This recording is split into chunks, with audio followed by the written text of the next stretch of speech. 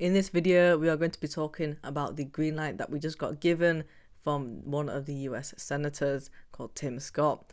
We're going to be taking a look at what he said with regards to cryptocurrency will be here to stay. We're also going to be having a look at the deadlines for the XRP ETFs, as well as the XRP price and how it's trading. So currently you'll see over here that we're pretty much in the green for a lot of these tokens. Not doing too bad, pretty stable. So Bitcoin is at $84,000 and XRP at $2.35. Great stuff that we are up and above the $2 level and we haven't broken below it. Over here we have this video coming in from the senator saying that the United States will be the country that leads in digital asset innovation for generations to come. The Genius Act is a leap in the right direction. We're going to actually play this video just so you can see what he says.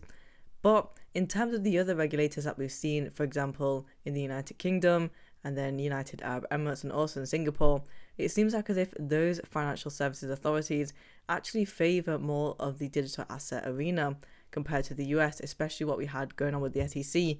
So whilst this is a green light, it does seem like as if we need a bit more belief in terms of the crypto holders in general for the SEC to be able to surpass all of those regulations, because right now America technically are not really that supportive compared to the others. But this is still pretty bullish news for us. Let's take a look at this. Cryptocurrency is here to stay. We want to innovate in America before we overregulate it. We had a framework put in place led by Senator Haggerty, Senator Lummis, myself, making sure that the stable coins, to understand stable coins, it's kind of like a traveler's check on the blockchain. It gives people more access to the resources and it will reduce the cost of doing business in America.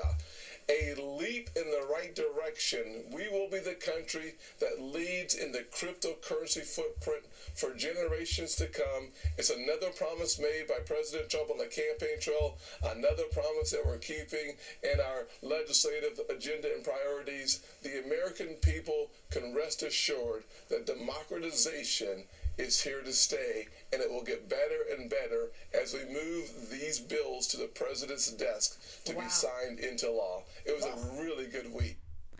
And again, this will give us a confidence if those bills are actually signed for us investments holders for cryptocurrency, that actually what we're doing is really good to hold on our investments for the future, because it goes to show that the United States of America are actually going to be moving towards that direction when it comes to cryptocurrency.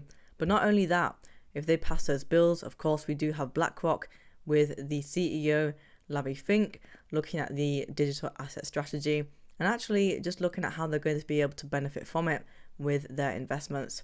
Again, cryptocurrency is only cheaper, much more efficient compared to the means that they're using right now, especially in relation to Bitcoin as well. And so I think it's a massive opportunity for them to get into themselves, especially with the cross-border payments. Now over here, we're going to have a look at the short video coming in from Ripple's senior vice president. He says that Ripple has been building globally unaffected by the SEC. And we've seen this, right? We've seen this on the front line. We've seen this on the sidelines, basically with Ripple targeting all these different countries, getting their financial regulations, getting all of these different things in the door for them. But not only that, having speeches at these different countries as well, and also being able to provide the utility and benefits that they can do with the whole streamline. And so the lawsuit is pretty much theatre, is what Black Swan Capitalist is saying. I do think that the lawsuit is obviously something that is overweighing Ripple, unfortunately, but it's not really putting XRP in a good light either. But I do think that once we are able to get the lawsuit done and over with, there's definitely going to be more clarity. Again, if it was an XRP adoption, would it be quietly happening in the US? This was never about securities laws.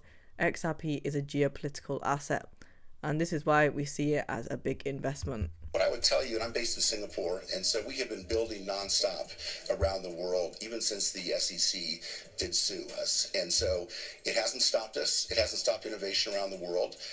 We're hopeful for a positive outcome, but we've built ways around that. And in the meantime, we're dealing with regulators around the world, like the MAS in Singapore, Dubai, Tokyo, here in Switzerland, the UK, that are just much more welcoming.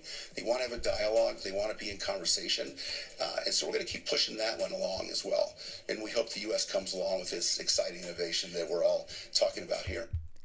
And rightfully so. We already know that this lawsuit hasn't actually weighed in on Ripple from being able to do other things in general on the outside of the lawsuit.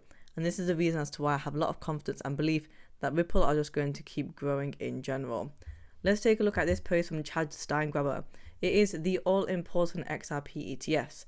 So last year we had that overwhelming Bitcoin ETFs just coming in left, right and center. Now for this year we actually have the XRP ETFs. This is pretty good because obviously it shows the investment into XRP. Now you actually have the issuers over here, some big names that you'll actually know of: Franklin, Grayscale, Bitwise. We also have 21 shares, so some of these are familiar and Van Eck.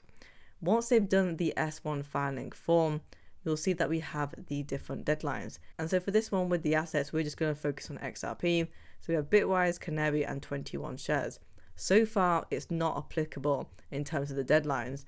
Whereas for the other ones with Solana, for example, we have these deadlines over here, which I believe says the 13th of August. So pretty much late August, but a lot of them tend to be the beginning. Now, when we come to these ETFs again, yes, we've got XRP here. There may not be as much compared to Solana, but it just goes to show the crypto adoption when it comes to these issuers. Big guys are getting in the boat. And again, this is just the opportunity that we have to take when it comes to getting into the market. So make sure that you are investing wisely. Let's take a look at the price action of XRP. So we are currently trading at $2.36. We're actually up by 1.48% on the 1-day chart. If you have a look at the 7-day chart for our performance, we're up by a nice 15.28%. Now this chart is looking really good. It's not like as if we're taking big swings at any moment. On the 11th of March, we were at $2.83 and we've only been slowly climbing. Over here, we were at $2.32 and we did take a bit of a dip, but again, nothing drastic, just around by 8 cents. We had a nice high over here to $2.44 and we're pretty much just settling over here at this $2.30 mark. Now on the 1 month chart, we are down by 14.77%, but we've been able to gain that back just on these 7 days. And if we have a look at the overall chart for the 1 month, we just had that massive dip. So should we really panic? I wouldn't say so. We had that tariff news, wasn't really good, somewhat turning into a bit of a bear market, which is what people thought. But again, we were able to support ourselves and correct it. This is really good stuff, guys, especially on a volume of 3.53 billion. I think we were trading at this price at around about double the billion at 8 billion. And so again, less volume, but we are at a higher price. I want to see XRP maintain that $2 level. If we can do that for the next coming months, it's a really good sign for the token. So the global crypto market cap is at $2.75 trillion. We are up by 0.68% in general. In terms of the fear and greed index, we are no longer that scared anymore, right? It did go to 18, then I went to 15. Now we are up by 22. Now, when the fear index goes, of course, to fear, that's exactly when we should be buying in. Unless we're going into a falling knife situation, but we haven't. We've been able to pick back up. The CPI data was pretty good, so now we've gone to 22. Really good stuff. Guys, if you do want more XRP coin news, subscribe to the channel. And I appreciate if you give it a like as well.